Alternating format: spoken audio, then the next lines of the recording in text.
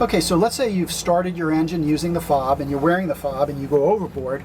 The fob acts as a wireless lanyard switch. So now I'm going to show you what a Man Overboard looks like on the start panel. So I'm just going to go over to the side now and stick my hand in the water with the fob and you'll see what happens.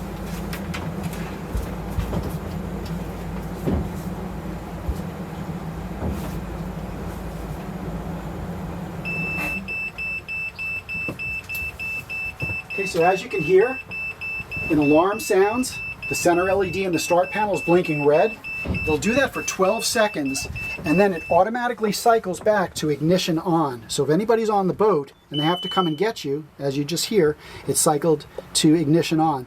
All you need to do is no pin code necessary when it's in this Man Overboard mode. I simply press the start button, the engines will start. Now I can go pick up whoever it was that fell overboard.